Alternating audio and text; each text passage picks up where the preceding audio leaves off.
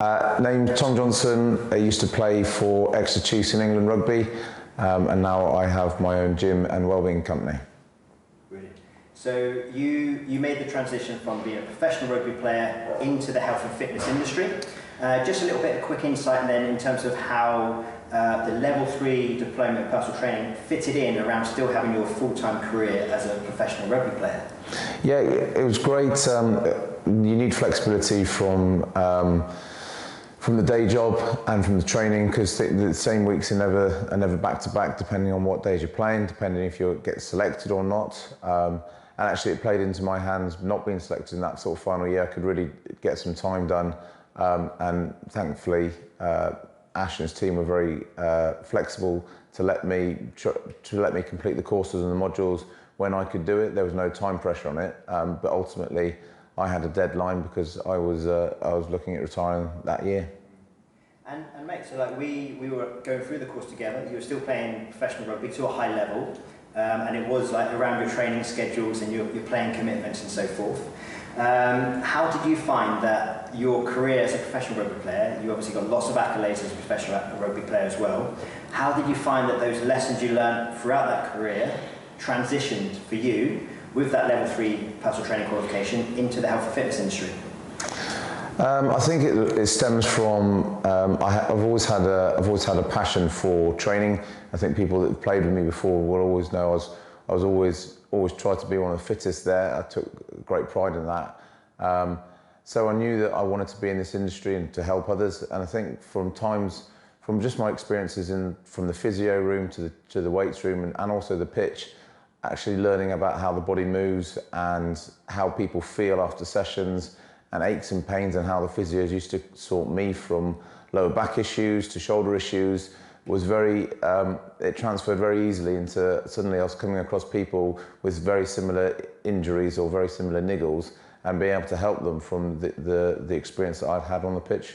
Yeah, I think that saying is it never waste an injury. You kind of learn from these injuries, and the good thing about what you've been able to do is take some things that you've learned, rehabilitation side, and that's made you a better fitness professional on the back of that as well, doesn't it? Yeah, very much so. So you finished playing rugby, career came to an end, and then you pretty much went straight into the fitness industry, didn't you? You were qualified by the time you finished playing.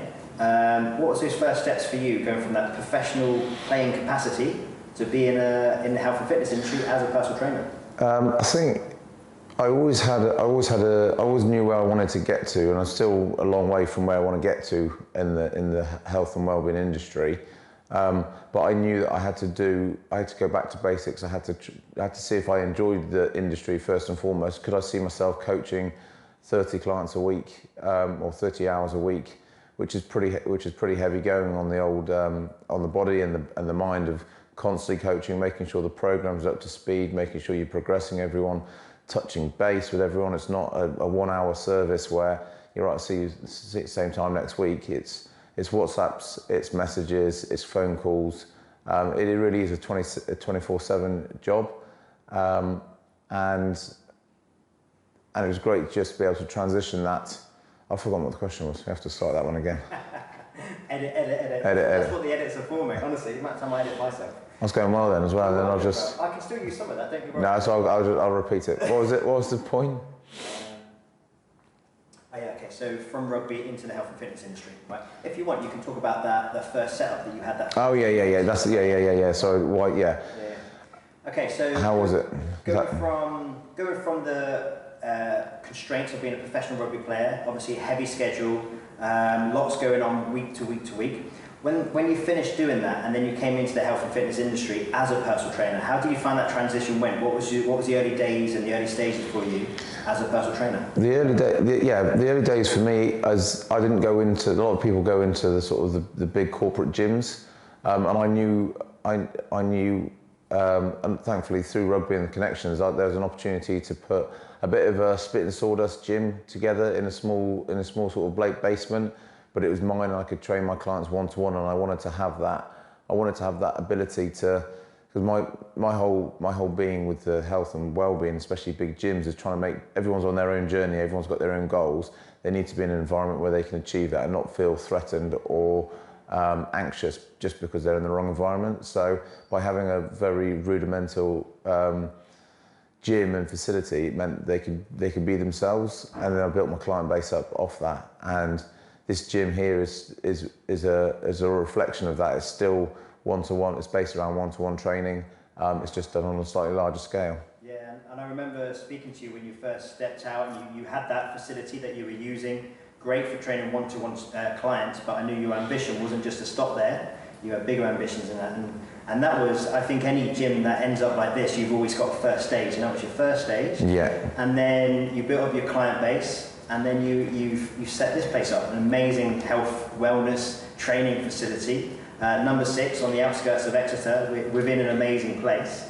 How does it feel knowing that you've built this gym? Because looking around, it's a great gym. How does it feel knowing that you've made all that hard work transition into this? Really proud about the whole process, and I sit here in this gym. I'm very, very proud of it. There's probably being a bit OCD. There's a few things that have definitely changed, and I've had some hard experiences along the way, some sleepless nights, and I'm very fortunate to have the coaching team that I've got behind me that are delivering their sessions and got their clients in here. And it's, I said, there's lots to learn on from every stage of it, and it's trying to learn from that and move on. And hopefully this is not going to be my last one. And I've got ambitions to do a few other things in the near future, but we need to make sure get this up and going first and foremost. Yeah, and you enjoy it. I mean, it is a lot of hard work building any business. When you don't do it to the scale that you've done, there is lots of stress involved as well, but you've come through all that. You've got an amazing business on the back of it now, amazing facility. Do you enjoy the personal training role still, working with your clients one-to-one and all that sort of stuff? I think I'd probably enjoy it more now because there's a balance to the life where I do sort of half in the business, so I'm in the suit half the time or in shirt half the time, and then the rest of the time I'm coaching. So I'm still coaching about 20 clients a week or 20 sessions a week, but it's not day-to-day coaching. But there's no way I've got to where I am now without putting those hours in, without really building that client base. Because as soon as you've got clients, then the power sort of comes back into your hands. Whereas if you haven't got the clients, you're chasing them, you're trying to do deals, you're trying to lure them in. Whereas I was fortunate to get my client base up reasonably quickly. Yeah. And in regards to rugby as well, would you have any advice for people who is currently a professional rugby player looking to give themselves those qualifications for whenever their rugby career may come to an end? Any advice you'd give like a rugby player right now who's thinking, what should I do after my career ends? They need to. I think the biggest learn on is a lot of people try and supplement what they're. If you're talking about Premiership rugby players, they're generally on a really decent wage, and people fall into the trap of trying to supplement that, like trying to find one job that's going to just change, that's going to exactly the same pay packet. I know a number of people that have done it, and actually 3 years down the line, they're hating life because it's not all about the money. You've got to be able to get yourself up. Like I get myself up at 5:30 every morning to go and train people or to train myself. There's a want and a desire to do that. I wouldn't be able to do that if there was no passion to do it or that drive. So finding something that you really want to do is absolutely the key thing to do. And that doesn't mean to say you've got to find out what it is straight away. Quite often by just putting yourself out there and trying work experiences and opportunities, which there's a huge. The rugby network is vast, and you can do an awful lot if you apply yourself to find experiences, even if it's just to rule them out. Because then although you've ruled yourself out, you're then a step further to finding what you want to do. Yeah, and I suppose that's what it is as well. And this isn't about just like ending your rugby career or during your rugby career do a personal training qualification. It's doing some form of a qualification, some form of education, so that when your rugby player does come to an end, whether that's a little bit earlier than planned, sometimes due to injury, or when you can see out the full term that you want, it's knowing that you've got that education to do what you want to do afterwards as well, isn't it?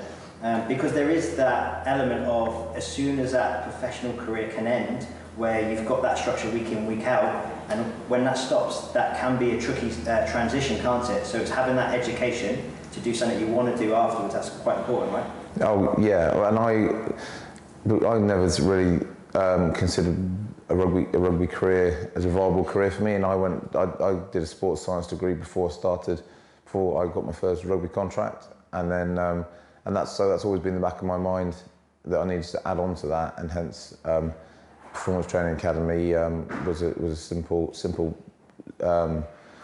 progression and evolution to get myself qualified and educated and into where I wanted to be. That's good. And it's just great to see you now with this great facility, a team of coaches as well, working under your banner as well. And it must be like, sometimes you've got to reflect. Yeah, very much so. Proud of the work you put in and the team that you built as well, and the facility you built. It is, yeah, it's great. Very, like I said, very fortunate with the team and the facility. And then it's good. The business side of the operations kicks in. They're going, right, this has got to work financially, which is another area that you've helped me with in terms of the business side of things, because ultimately a business has got to stand up on its own 2 feet. Yeah. Well, mate, it was great to teach you on the course, and it's great seeing you thriving with your business now in the health and fitness industry. Thanks very much. Wish you all the best going forward. Cheers, mate. Thank you. Perfect, mate. Good man.